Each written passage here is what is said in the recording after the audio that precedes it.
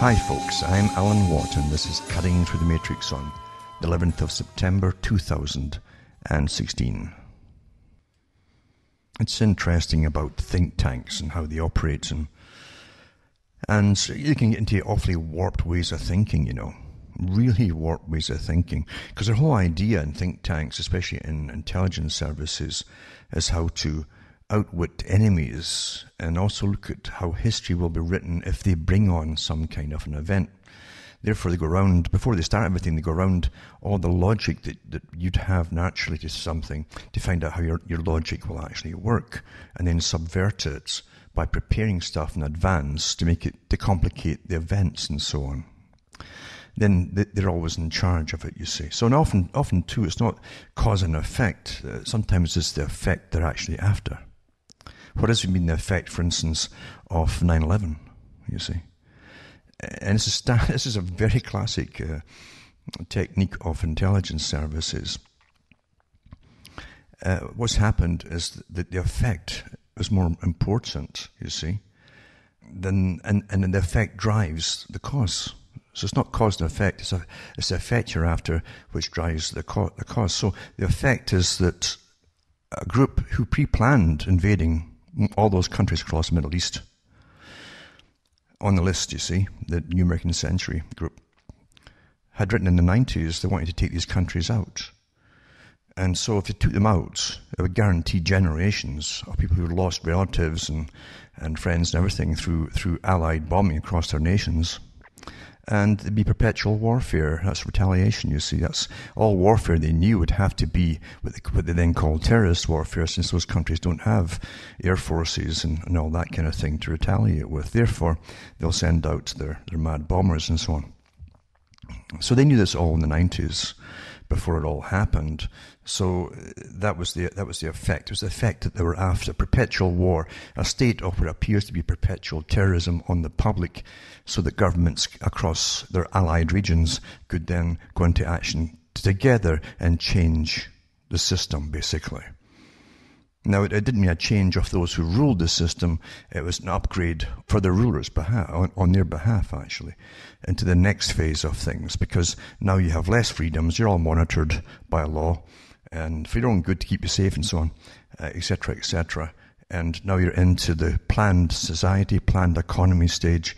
That all comes out of this war on terror, which allows them to then openly monitor all of us and collect all the data on everybody and classify it and so on, yada yada, and put you into sections of this and that and the other, depending on what you buy, eat, and you name it, blah, blah, blah. You couldn't really get that far without the terrorist threat, you see. So there you go. That's standard intelligence. How do we get the effect? Well, you must first create the Pearl Harbor event, as they said themselves. That just happened because they're awfully fortunate for things just happening, and they get the effect. So there you go, bingo.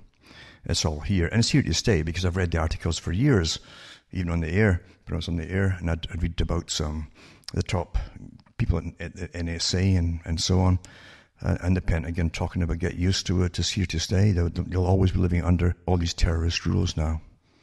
In other words, it's not going through a period until things calm down, and then you go back to what used to be the normal. Even the normal's never been normal, but that will never happen. You see, they've said this is going to be for intergenerational now, and it's permanent.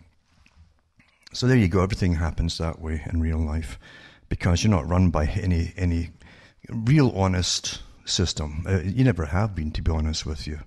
Even to come back to the days of Francis Bacon, he said the same thing, because he was much like Machiavelli, who would write a kind of treatise of how clever and cunning they were to kings and queens, so they could be an advisor. And Bacon said the same thing.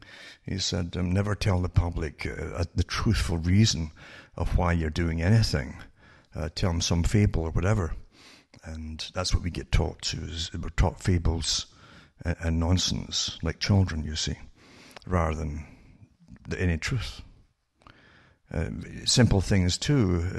He also mentioned that don't disparage attacks on something If you want a lot of money to come in fast, don't put a tax out, because they'll complain, grumble, and might even revolt. So what you do is you put a penny on everything as a tax, and they don't see it as a big amount. They don't tally up how much extra it is a week when they tally all the pennies up, you see.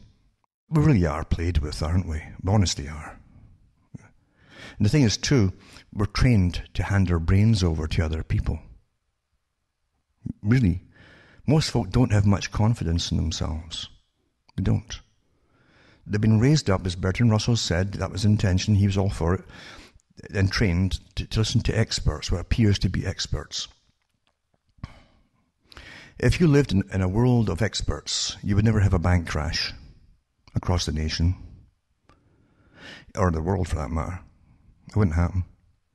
All these top economists, being top economists obviously, are rather over-glorified nonsense makers if we keep having bank crashes, because apparently they never see it coming. Except for a few of their own investors at the top who manage just to, make a lot of money out of it, sort of thing.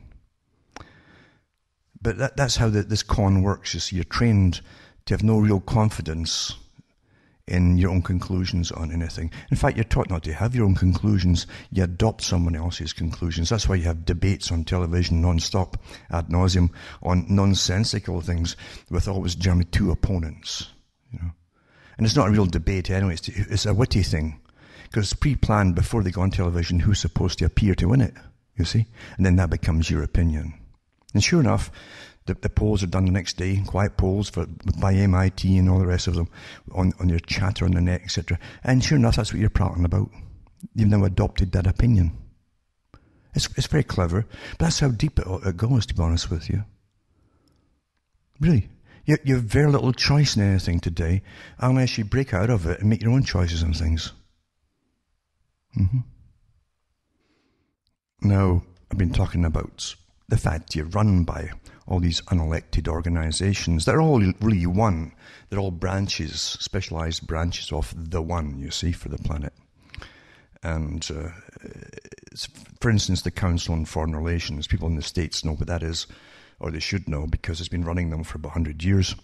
And in Britain, of course, the parent club is the Royal Institute for International Affairs, which again is same private organization.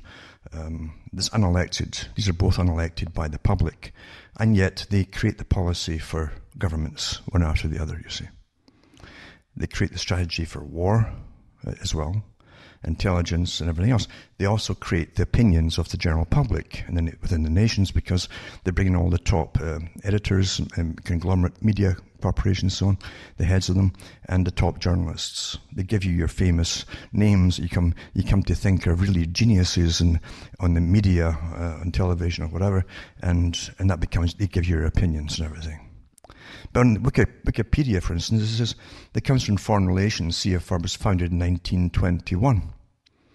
Now, it was already on the go, by the way, before that, you see, under different names, because it all belonged to this Anglo-American establishment group, which had different names under their Lord Alfred Milner group. He was from Germany, by the way.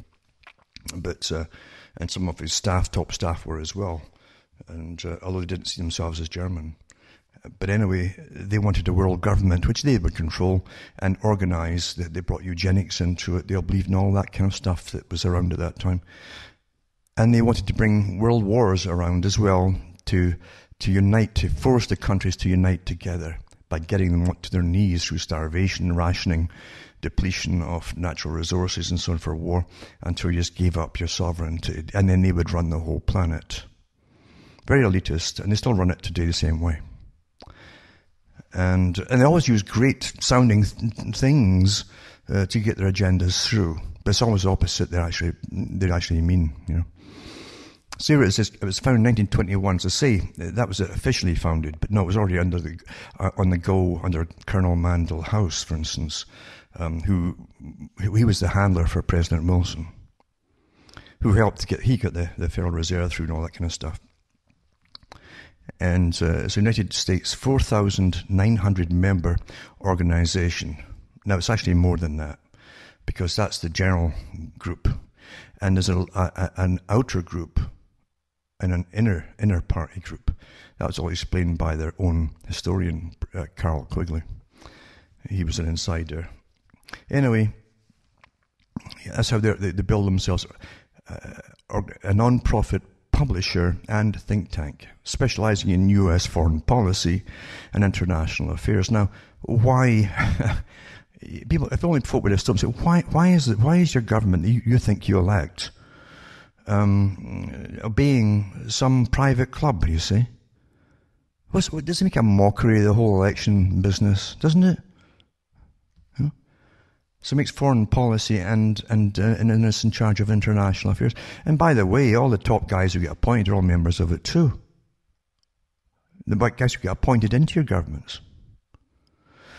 It's headquartered in New York City with an additional office in Washington, D.C., and its membership has included senior politicians, more than a dozen secretaries of state, CIA directors, bankers, lawyers, professors, and senior media figures. The CFR promotes globalization, free trade, which isn't free, of course, reducing financial regulations on transnational corporations, that's themselves and so on, all the boys represent, and economic consolidation into regional blocs such as NAFTA or the European Union. And that's true enough. They boasted they drafted up NAFTA and handed it to governments of Canada, the US and Mexico, and develops policy recommendation that reflects these goals, basically. And by the way, they have stacks of members who are also in your high levels of civil service in the government. The CFR meetings that convene government officials, global business leaders, and prominent members of the intelligence and foreign policy community. It's all one organization, isn't it? Isn't it?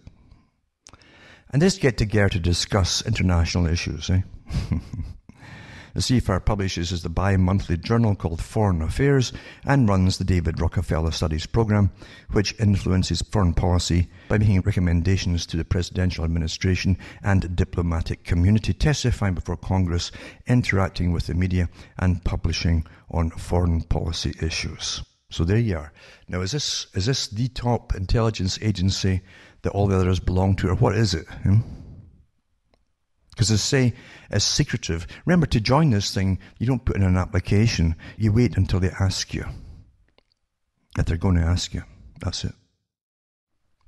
And then go through some of the history here. 1918 to 45. And they could say Elihu Root was the head of the first Council on Foreign Relations. And towards the end of World War I, a working fellowship of about 150 scholars called the Inquiry, this is the nonsense again, was tasked to brief President Woodrow Wilson about options for the post-war world when Germany was defeated. This academic band, right, including Wilson's closest advisor and long-term friend, Colonel, that was not a title he gave himself, by the way, Edward M. House, that's Mandel House, as well as Walter Lippmann, met to assemble a strategy for the post-war world.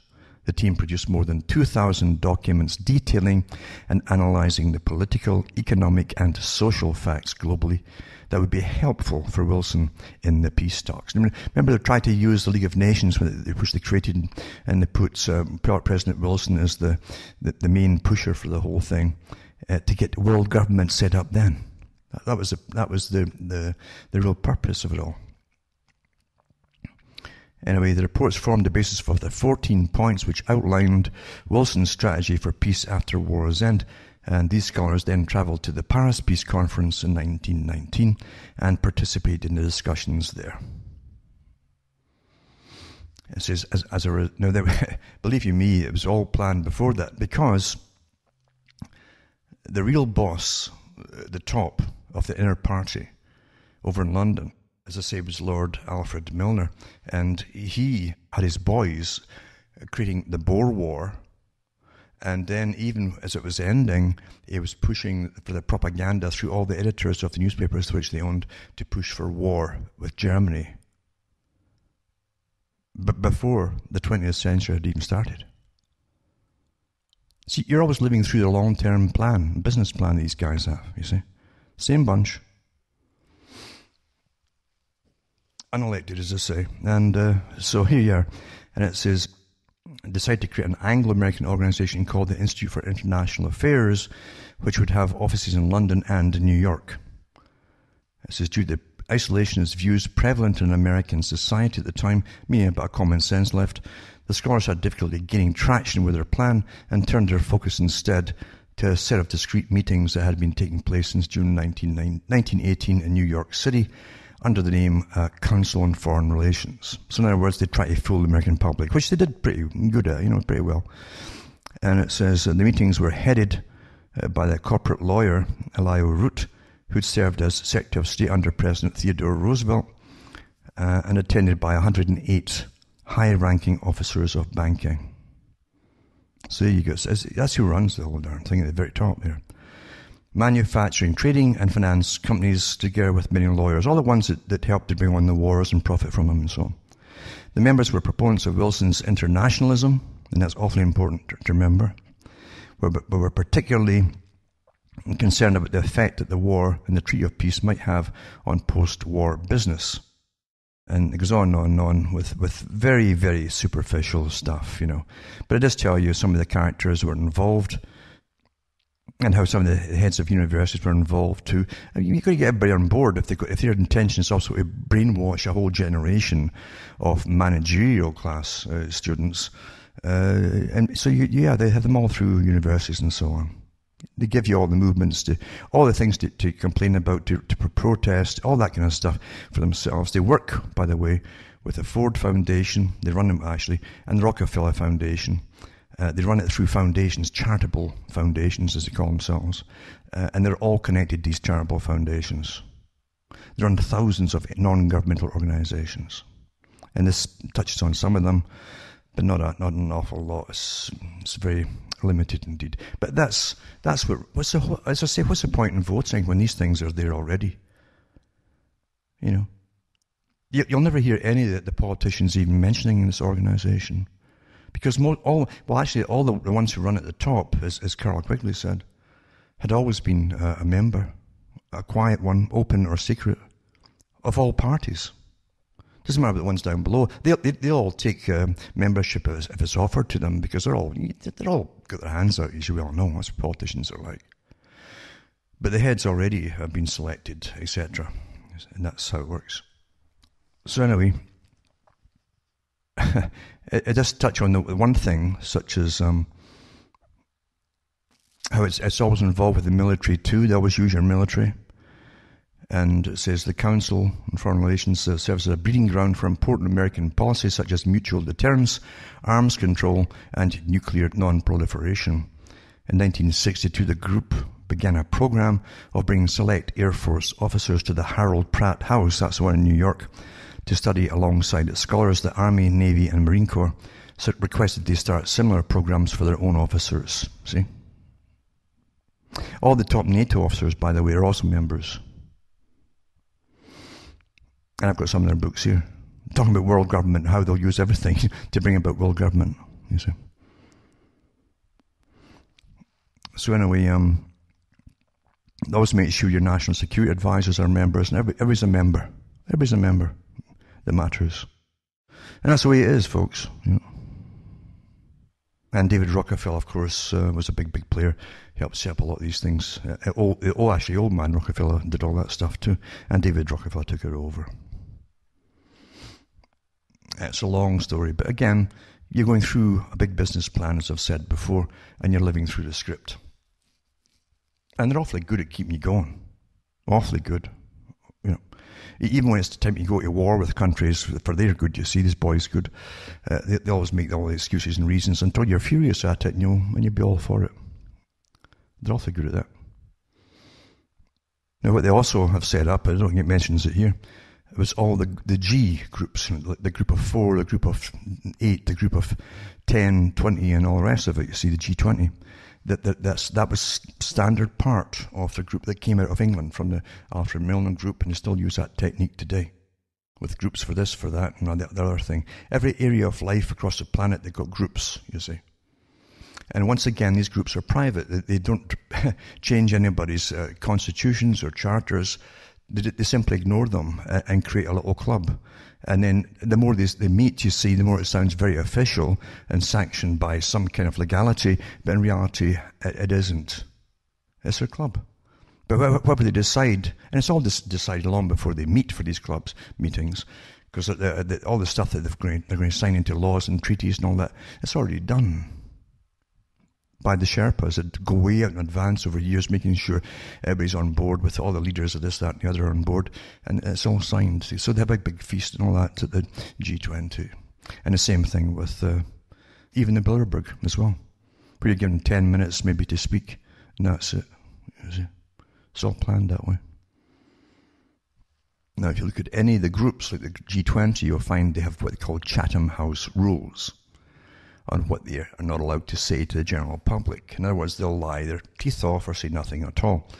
And the Chatham House rules are the rules set up by the Royal Institute for International Affairs, which they also use in the Council on Foreign Relations. It's the same organization, you see. So all the groups which they create to do specialized functions like the G20, which is to globalize the world, for the big top international bankers, for their system, the central banking system, the IMF, which they own, it's privately owned, and the Bank for International Settlements, privately owned, all set up. All these organizations are set up by the one group, this private club. And that's what we exist for, to serve as private club. So here it says 2008 G20 Washington Summit for the G20. It says the 2008 G20 Washington Summit on Financial Markets and the World Economy took place November 14th to the 15th, 2008 in Washington, D.C. It achieved general agreement amongst the G20 on how to cooperate in key areas so as to strengthen economic growth, deal with the 2008 financial crisis. Now, these are the same guys who apparently never see it coming. No, it was planned to go that way. Understand that? And what did they get out of it? More loot. They plundered the world, remember, by getting bailouts from all the taxpayers across the planet. So they get more money for all their covert operations across the planet for future things that we're up to, you see. And then they talk about the summit resulted from an initiative by the French and European Union President Nicolas Sarkozy, but it's not really French actually, and the British Prime Minister Gordon Brown, God knows what he really is either, in connection with the G7 finance ministers in October 11th, 2008. United States President George W. Bush stated that the next meeting of the G20 would be important in finding solutions to the economic crisis. Well, yeah, they keep bailing out the big banks that rip you off, because it's planned that way, and then they put more restrictions on all of you. Then they give themselves a right, because they own all the big top corporations, the right to start gouging you and upping the prices on everything, big time, especially in the energy as well, you see, because they've said in their own writings that the too cheap energy, it's too cheap, encourages good health, and if they're going to depopulate the world, I'm not kidding you, this is what they say, then they have to start cutting down back on energy, which heats water. It's all of these things, you see, for washing, blah, blah, and hygiene, all these different things.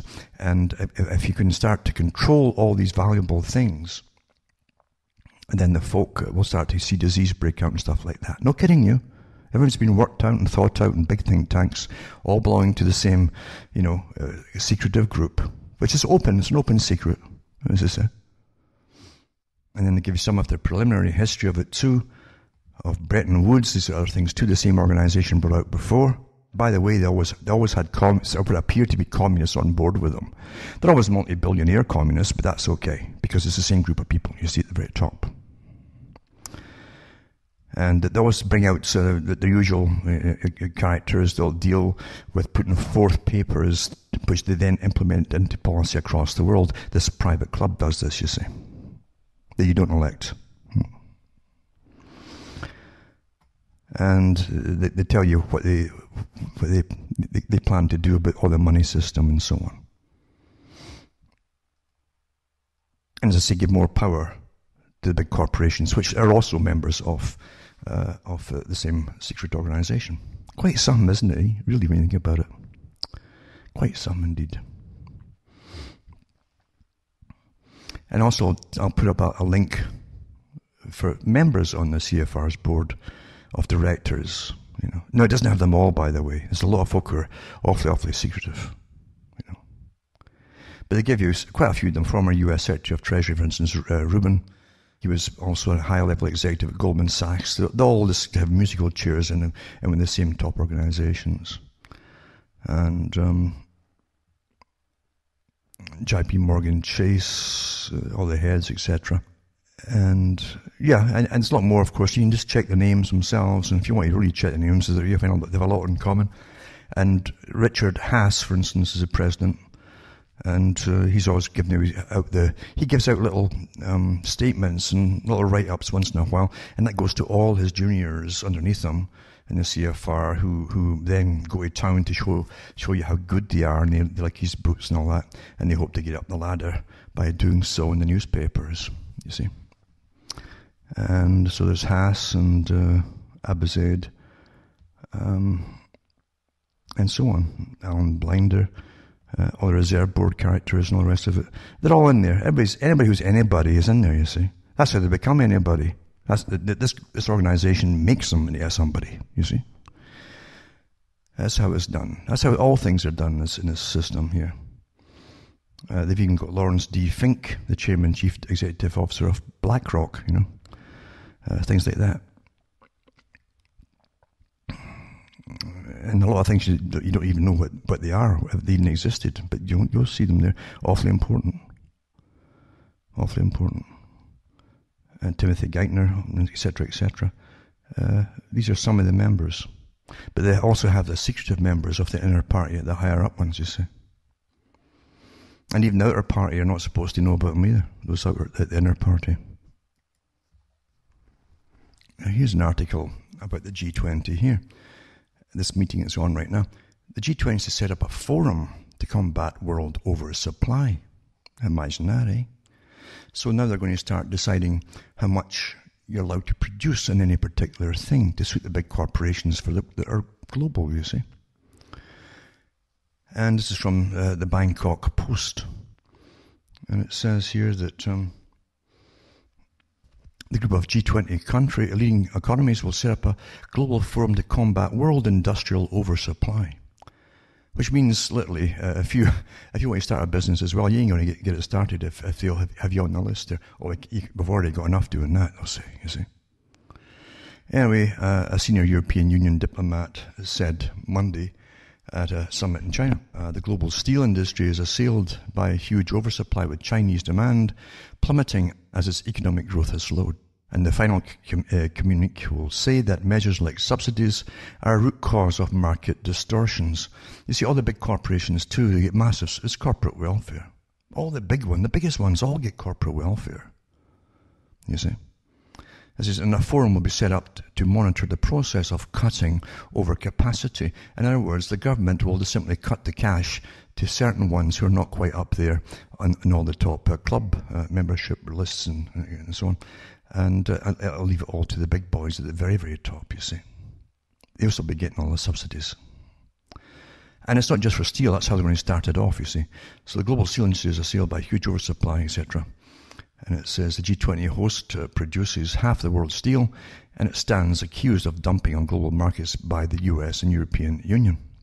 Well, they've been doing it for about 20 years now, I think. So they've just noticed it, supposedly, which is nonsense.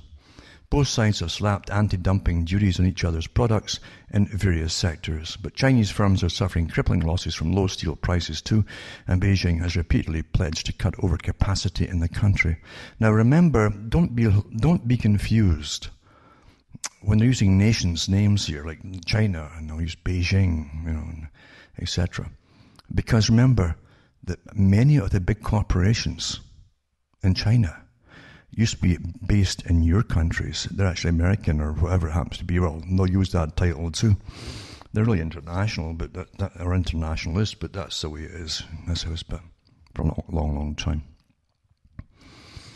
So it says ahead of the summit, U.S. Treasury Secretary Jack Lew said President Obama would press Beijing to limit steel overcapacity at the meeting, and it says excess capacity distorts markets and the environment, harms our workers. Why are they ever worried about harming the workers? And runs counter to our efforts to achieve strong, sustainable and balanced growth. Lew said in Washington, it said. Jack Lew. and China would not be named in the final document to be issued after the gathering in the eastern city of Hangzhou, diplomats said, and had committed to participate in the forum. So in other words, when they put it through the document and try to omit the fact to put China complaining about it, etc., etc. But this will be across the board on many, many things that will happen in all countries now. As I say, if you want to start, it's the planned economy, the planned nation. The planned nation also has population control. And eventually, step by step, they bring it into, literally, do they need so many workers in your nation? They've already discussed that years ago, long before I was born. How many workers will need by the year so and so and so and so? Well, we don't need all of them. Well, how do we cut back on them? Blah, blah, blah, blah, blah. You see, it's all done. See, all of us collectively, we're collectively the business. All of us. I've said that many times. We are the business. We're farmed like, they build you up for wars when they want you to build up for wars and all that, or when they want to build you what your number's up to, just like China did for the factories, when you had factories. And then when you don't, they want to cull you down, blah, blah, blah. Don't have children. That's how it works. Just like a farmer, That's how it works. But that's the world we live in. And again, it's vastly different from the one that they train you exists.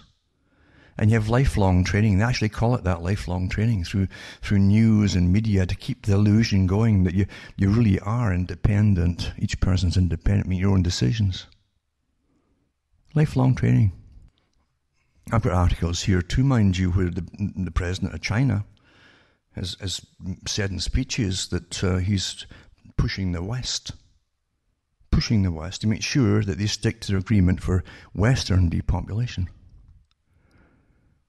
Well, let's see how that'll work. Will see more articles out there about the dangers of overpopulation, so you're cut back on having children, or will the government simply make it harder and more expensive to have a child, or what? How do you depopulate, folks? Remember, in the real think tanks, the sky's the limit. Nothing's taboo. Think about it, right? Maybe introduce a few diseases here and there, eh? Or say there's a few diseases and spray it with toxic pesticides that'll definitely start killing a few folk here and a few folk there. Not all at the same time. That way it doesn't cause a panic, you see. It just steps up the death rate, that's all. There's many ways to achieve an objective without the public ever really catching on. That's the real world, folks. You're dealing with folk here. I keep telling people, we're dealing with folk in charge of your countries that are all on board with slaughter across all parts of the world. Remember, the New American Century Project had top members of the same organization I'm talking about here on the military in Britain, getting all prepared for it long before 9/11 came along, in collusion with their branches in the US, with their members in the military, top of the military there too, with their project for New American Century, and how they'd introduce it to the public and how to get them used to it and how they'd get the wars going. All that kind of stuff was discussed and debated by them. And even right down to the so-called collateral damage of folk across the Middle East, how many folk would probably die and be slaughtered and so on. These folks sleep well at night, you understand. This is before anything ever happened. And you think that they wouldn't implement depopulation programs, covert ones, across your population? Really?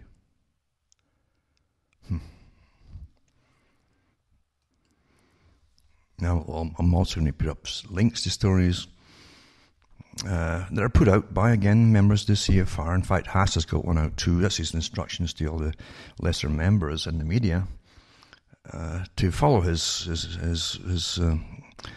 article and to push in their media, whoever they're working for, the same kind of stories. You see, that the terrorist threat is now worse than it was before 9/11. You see.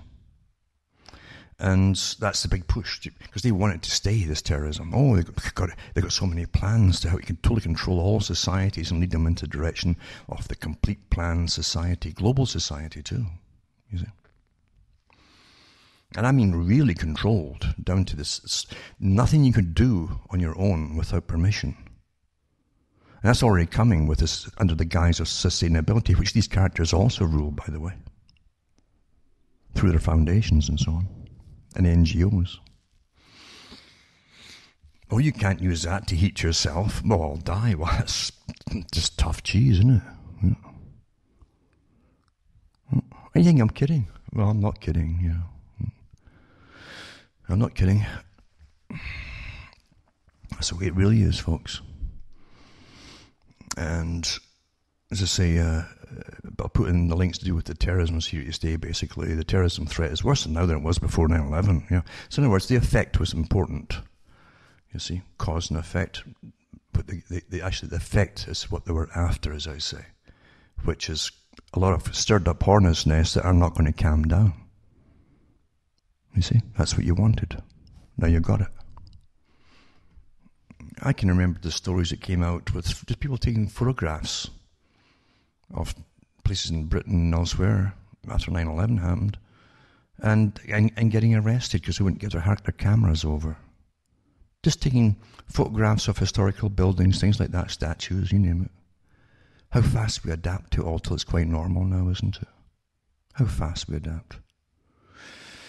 And then we adapt every other part of it too so easily as well. People are being trained, oh, goodness me, I mean, look how old the children are now that were born in 2001. And they think that this is all quite normal, having no privacy. In fact, they think privacy, as they've been taught at school, is just an awful hassle. It doesn't keep folks safe, you know. Yeah. And the UK police will soon start putting bags over people's heads during arrests. How's that? This is just ordinary folk, you know. They're getting arrested for ordinary crime or whatever, or suspects. And you've been trained for years now, you see. So you're always trained initially with movies, and they'll stick them on over the heads of folk across the Middle East, you see, because they're terrorists, or they're terrorists, and they stick them on their heads. And then, of course, they put them in those hunking positions, they call it, until their legs give out, etc., in their hand. Well, this is all coming EU, step by step. That's what it's about, folks. Yeah. They treat you like an animal, you see, and we don't spook the animals just too much right away, or the whole herd will get spooked. So make these nets, make it a kind of netting hood to start with, you see. And well, you know, it's not quite that. You can kind of see through it a little bit, you know. To start with, they do that. That's how they treat you, folks. And you know something? It will work. Of course it'll work, you know. Yeah. And it says the Metropolitan Police officers will soon be able to use specially designed bags known as spit hoods, they're calling them. Oh, it's just something spitting. Oh. To cover suspects' heads during arrests and in police stations. The mesh bags are used to restrain suspects. How can you restrain them? And protect the police from those who might try to bite or spit at them. The Met insists the hoods are prevent exposure to diseases and serious infection. In the pilot scheme, which starts in October, 32 custody units will receive material and training on how to use the spit guards. Do you think this was a joke? I mean, you'd think this kind of stuff would be put on April the 1st or something. Eh? Not these days. We'll accept anything these days. It says their application on any suspect will be recorded under use of force. They're not to be used on the streets initially. Now, here, listen to this. So as not to incense the public. Don't spook the herd. You see, that's what it means, incense the public. Don't spook them. Get them used to it gradually. But detail on their use after the pilot scheme expires has not been provided. They want to see if they can sneak it through and the public just gradually kind of move and go back to chewing the cud, you see.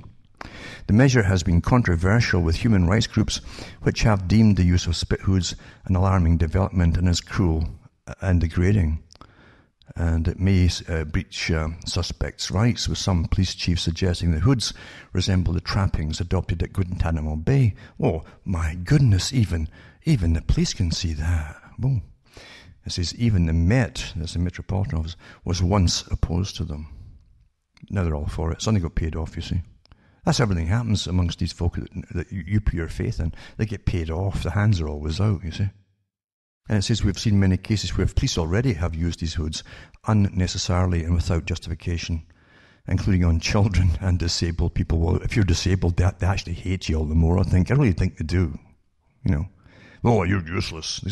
That's all through society, through all movies and little bits and bites that sink into their brains, until they, well, yeah, you're like the UN said, you're either a good producer and consumer, but obviously that means you're a bad citizen, a world citizen, if you're only consuming and you're retired or disabled. You see. And it says police have the power to use force against citizens when they have to, using handcuffs, arm restraints, leg restraints, pepper spray, batons. Well, they also have ways to just totally disable you with electric shock and so on. The suggestion that officers need to be able to cover people's faces and heads is as far-fetched as it is frightening. Spit hoods belong in horror stories, not in the streets of a civilized society. I wonder who's got the contract for it too. You should follow everything up, I'm telling you. It's always quite a laugh when you follow things up and find out who knows who in the House of Lords or in the Parliament, you see, for that kind of thing. What corporation is getting it and so on. And I know, but look pretty bad these days with the poisoned food and all the injections we've been given since childhood. And so, I know we're getting pretty ugly, But I mean, when you start putting hoods on the people, well, that's it. Eh? I'm going to mention too that everything is to do with how you perceive things and how to introduce ideas into the public without spooking them. You see, that's what you do. Little step-by-step idea. And I've said for so many times, I think the big corporations are often, especially within the same area, they're really one big corporation because they've got the same big giant shareholders. And they'll get subsidies, as I say. And I think part of it is too, when they aren't getting enough subsidies from one nation, they'll simply move over and allow the subsidiary or whatever to appear to buy them so they can, get subsidy somewhere else. Anyway, this one's to do with Germany's Bayer company, or Bayer, which raised its offer to Monsanto to $65 billion in a bid to create a global seeds and pesticide giant, you see. And you think that power, because really they got everybody, all the farmers are on their seeds and so on. And they patented seeds. Even seeds that they hadn't even touched. It's just that no one had thought of patenting them before. They'd always been there for thousands of years. And that's what the con men do, eh? But then they use the modified seeds as well, and then they can really up the price to the farmers by then selling them, along with the contract, of course, selling them the actual pesticides to use with it, which is their own pesticides as well. And then that further kills you, etc., as they help feed the world, the con, because that was their big con. They spent millions on that con to feed the world. No, it was to get total hegemony over the whole planet, really, with their particular seeds. So every farmer has to go and buy the stuff from them. Everything's to do with monopoly, you see, for control. All controllers want monopoly. All control freaks do that. And it says combining Bayer and Monsanto would create the world's biggest agriculture supplier to be a market leader in the US, Europe, and Asia. Now here's the interesting part. Bayer's farm business produces seeds as well as chemicals to combat weeds and insects, but it's better known for its healthcare products such as aspirin and Alka-Seltzer, Alka-Seltzer's for your stomach, which is right, because you see, after I've eaten all the GM stuff and the pesticides, you got a headache, and in the Alka-Seltzer, you use the initial stages before you know you've got stomach cancer, because that's what it did to all the animals that they tested the stuff on, all these particular chemicals and so on. But we're eating it, it's okay, we can get aspirin and Alka-Seltzer. I guess they've got the whole business sewn up then, eh? And I'll put this link up tonight as well. They do mention, though, that rivals include the Dow Chemical, DuPont, and Syngenta. No, Dow Chemical and all these ones and DuPont are all part of and so was Monsanto, I believe, all part of the military-industrial complex, you see. For those who don't know that, in the chemical side of it, too. They've all announced tie-ups recently, so there you go, it's for monopoly. And some have yet to be cleared by regulators. There you go. All one, basically. And then eventually you'll have one company that owns all the gas, natural gas for the whole planet, and own all the whatever else for the whole planet until they all admit they're just one company for the World Inc. There you go. That's how it works. You got to laugh at the whole system, because it is a joke, and the way they treat you is a joke too, isn't it? A real joke. And you'll go around to it and see how people get worked up about things. It's more of a joke, really. How easy it is to control the populations, even to get them to go to war and things like that. Now, Paul Craig Roberts, who talks about different, he does all the left-wing stuff and so on, but he's writing so many things as well. And it says in a few days it will be the 15th anniversary of 9/11, and November 22nd will be the 53rd anniversary of the assassination of President John F. Kennedy in Dallas, Texas. These two state crimes against democracy destroyed American democracy, accountable government, and the Constitution's protections of civil liberty. Well, I think it was gone long before that, to be honest. Because, as I say, when you had Mandel House running Wilson and getting you into World War I, and running on the ticket too, Wilson, that he would not take into the war, and the first thing he did was change his mind. They're awfully good at that, politicians, and also getting the Federal Reserve rammed through, so they could then tax the public for the money they're going to spend on wars and so on, perpetual wars, And that's how you pay it off, by taxing the people. And again, too, you've had the heads of, and I've mentioned them and read them on the air over many years, to do with the whole nonsense.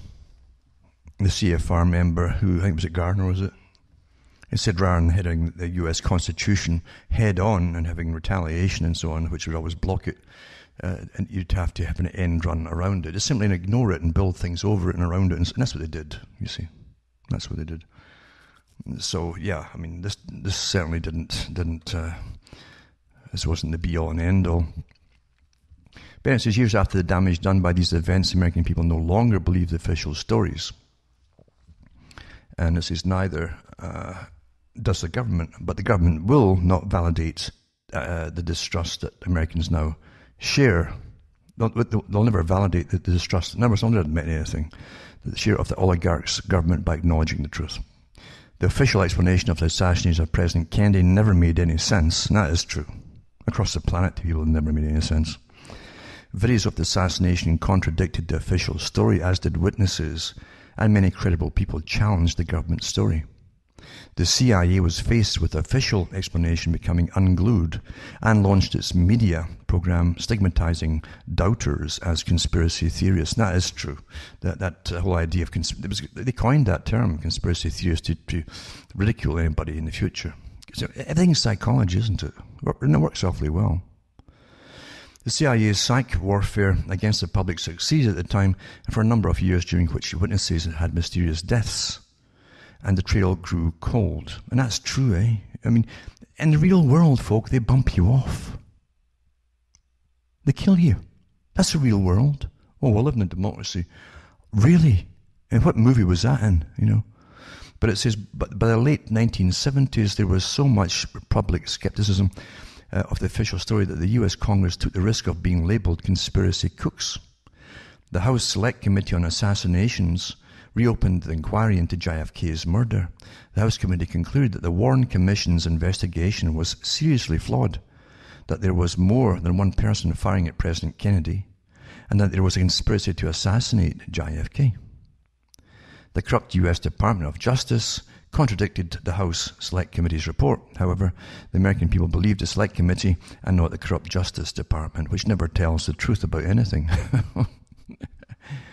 By 2013, polls showed that most Americans are conspiracy cooks who do not believe the official government line on JFK's assassination. So with regard to JFK's assassination, the conspiracy theorists are in the majority. The minority are the Americans who cannot escape their brainwashing. And isn't that the truth, With many things, actually. In a few days, it will be the 15th anniversary of the alleged Al-Qaeda attack on the World Trade Center and Pentagon. And we're witnessing the fading protection that the charge of conspiracy theorist provides for the official government story. Indeed, the official 9/11 story is collapsing before our eyes. It says Europhysics, the respected publication of the European physics community, has published an article by scientists who conclude that the evidence points overwhelmingly to the conclusion that all 3 World Trade Center buildings were destroyed by controlled demolition. And that was obvious at the time for those who knew. Few American scientists can admit that because their careers depend on US government and military security complex research contracts. And that's so true. The easiest folk to control are folk who are licensed folks. That goes for doctors or whatever, It's easy to control people like that, And folk who are in the military and security, and so they can get bumped off too if they were to come out and say anything. They know that as well. They know way more than I'll ever tell you, including who's been bumped off in the past for different things as well. So they know. Independent scientists in the US are a vanishing breed, an endangered species. The scientists say that in view of their findings, it's morally imperative that 9/11 be the subject of a truly scientific and impartial investigation by responsible authorities. So now we're faced with a peculiar situation. The scientifically ignorant 2-bit punk American prostitutes claim to know more than the editors of the Journal of the European Physics Community and the scientists who did the investigations. Don't you think it far-fetched that ignorant, corrupt, and cowardly American journalists who lie for money, but they're all in the CFR, no more than physicists, chemists, and 2,700 high-rise architects and structural engineers who have called on the US Congress to launch a real investigation of 9/11. Firefighters and first responders who were on the WT scene, military and civilian pilots and former high government officials, all of whom are on record challenging the unbelievable and physically impossible official story of 9/11. What kind of a dumb, fecal matter, I guess, moron does a person have to be to believe that the United States government and its media whores know better than the laws of physics? Well, they've done that before. They've done a lot of good stuff on bending the laws of physics. It's not the first time. It says the ability of the prostitutes to influence Americans seems to be on the decline. The media ganged up on Donald Trump during the Republican primaries, intending to deny Trump the nomination, but the voters ignored the prostitutes. But again, don't ever fall for this, that, and the other as well. Think for yourself, folks.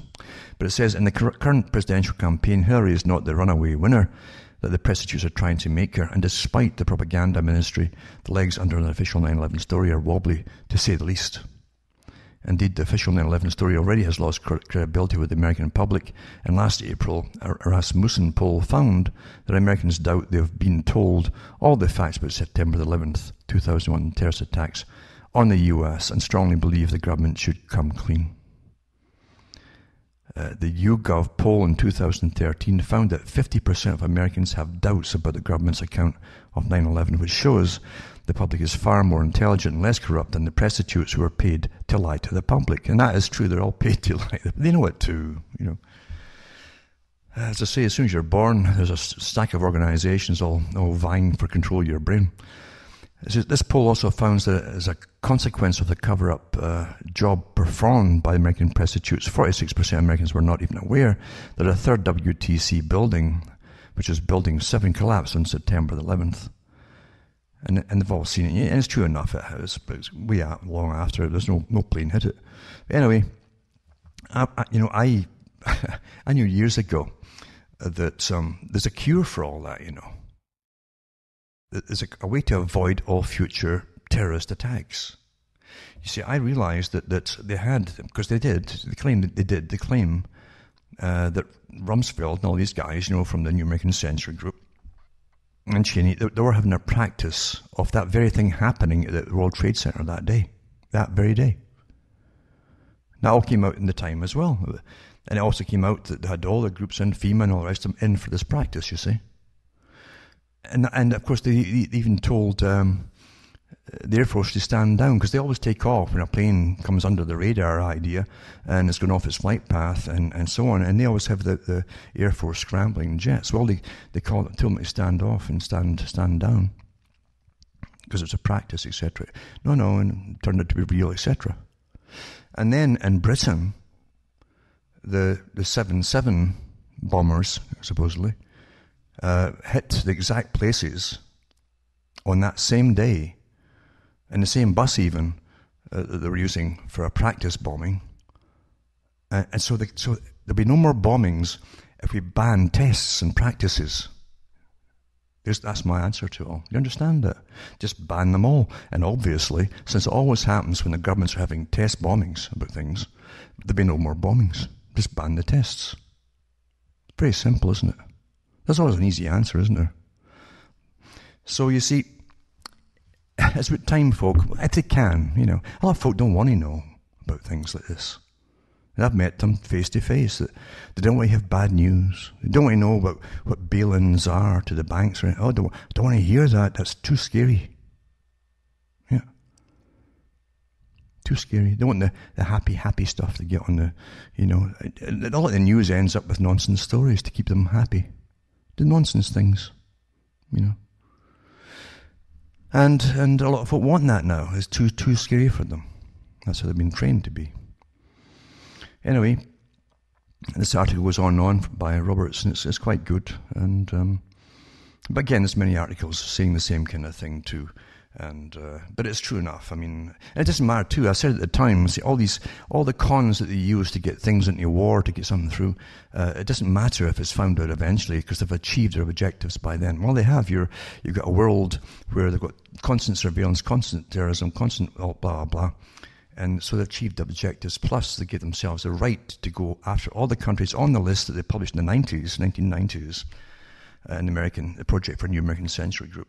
They published it twice, actually, and take them, bomb them back into the Stone Age. They were successful. You see, they needed a reason for doing it, and even said they would need a new Pearl Harbor event to motivate the public support behind them. Well, they got it all, you see. So it doesn't matter if it's exposed now. They're not going to throw up their arms and say, oh, well, we're going to take all the surveillance off you and yada, yada, yada. No, won't happen. And that's how it is, folks. That's how it is. Anyway, as I say, you can only take what your brain can bear at that moment. And life is not made easy for us, isn't it? It's always got more worries, more problems, yada, yada, yada. That's how they control us all. From Hamish and myself from Ontario, Canada's good night to me. God or your gods go with you.